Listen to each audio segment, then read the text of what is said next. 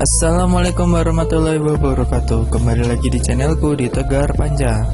Hari ini aku mau membahas tentang pembelajaran kelas 4 tema 1 subtema 1 pembelajaran 1 part 1. Ini nanti aku bagi beberapa part ya untuk kelas 4 tema 1 subtema 1 pembelajaran 1, aku bagi beberapa part seperti itu. Mungkin agak beda dari pembelajaran sebelumnya. Kalau pembelajaran sebelumnya kelas 3, sekarang aku mau beralih ke kelas 4 seperti itu. Nah, di pembelajaran kali ini di tema 1 subtema pembelajaran 1 kelas 4, kita akan membahas tentang gagasan pokok dan gagasan pendukung. Sebelum kita membahas tentang gagasan pokok dan gagasan pendukung, kita akan membahas tentang paragraf terlebih dahulu. Paragraf adalah gabungan beberapa kalimat dalam sebuah paragraf. Pasti memiliki gagasan pokok yang didukung oleh gagasan pendukung. Langsung kita bahas ya. Yang pertama, gagasan pokok.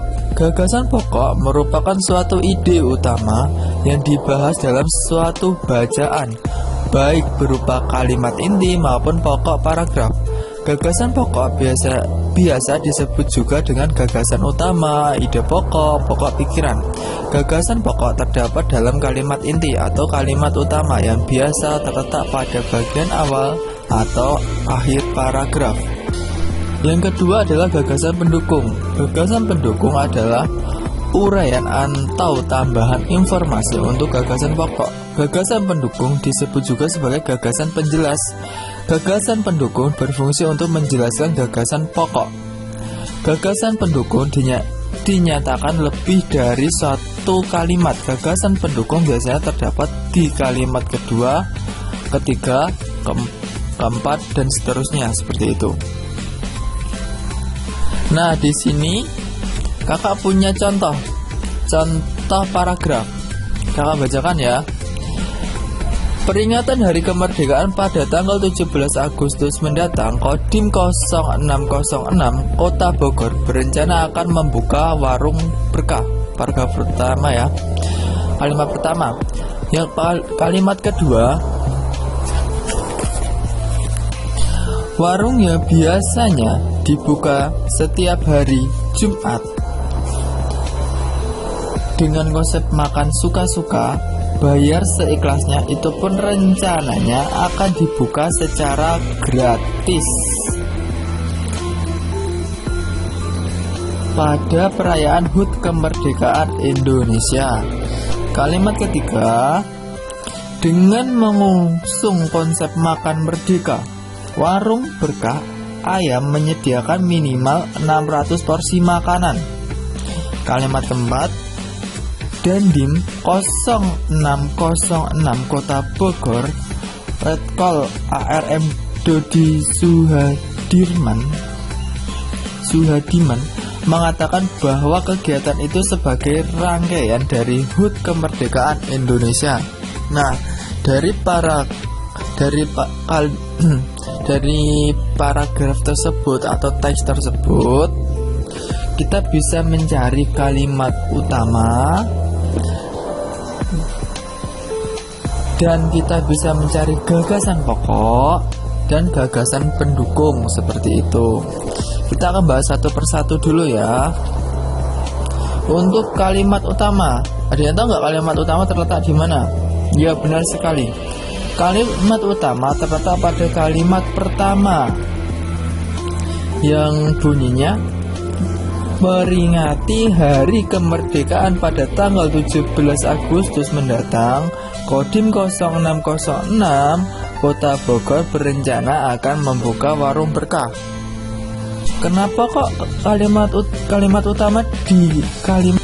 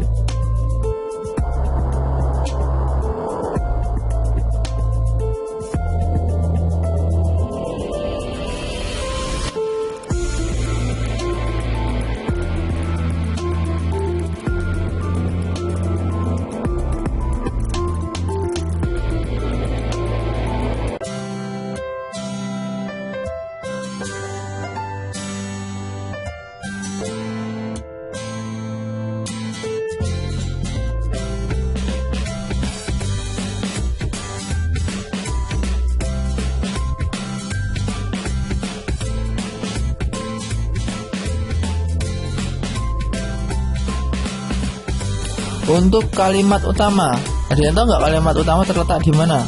Ya, benar sekali.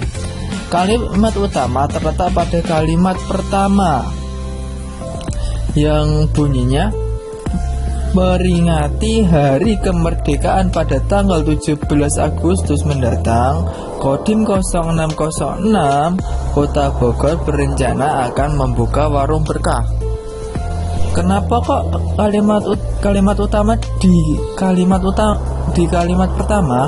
Karena di kalimat utama itu sudah menjelaskan dari tujuannya dari peringatan hari kemerdekaan pada tanggal 17 Agustus mendatang. Kodim akan berencana akan membuka warung berkah, seperti itu. Untuk gagasan pokok pada paragraf tersebut adalah peringatan hari kemerdekaan oleh Kodim 0606 Kota Bogor. Kenapa bisa? Kalau gagasan pokok itu pasti ada di kalimat utama, masih berkesinambungan atau masih bersatu tujuan dengan kalimat utama, dan letaknya itu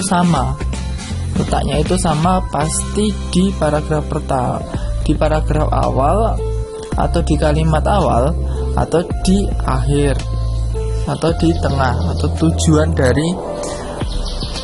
dan maksud dari teks tersebut, seperti itu. Untuk gagasan pendukung itu berada di kalimat kedua, ketiga, dan empat, karena di tujuannya itu di kalimat pertama. Untuk kalimat kedua dan ketiga dan keempat adalah pendukungnya atau penambah informasinya, seperti itu. Kalimat kedua berbunyi rencananya warung akan dibuka secara gratis pada perayaan HUT kemerdekaan Indonesia. Kalimat ketiga berbunyi dengan konsep makan merdeka, warung berkah akan menyediakan minimal 600 porsi makanan. Dan DIN 0606 Kota Bogor mengatakan bahwa kegiatan tersebut sebagai rangkaian dari HUT kemerdekaan Indonesia. Itu kalimat yang keempat ya.